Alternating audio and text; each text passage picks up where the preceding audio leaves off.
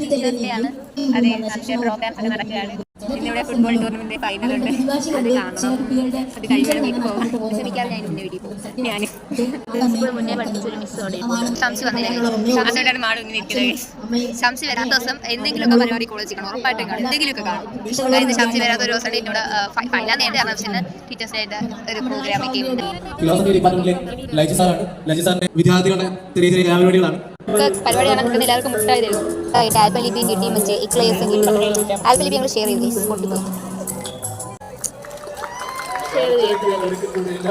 ആ black shirt ഇട്ട ചേട്ടന്റെ പാട്ടാണ്. പാട്ട് കേൾക്കാൻ എല്ലാവരും ഒന്ന് ഫ്രണ്ടിലോട്ട് വന്നാൽ കൊള്ളാം.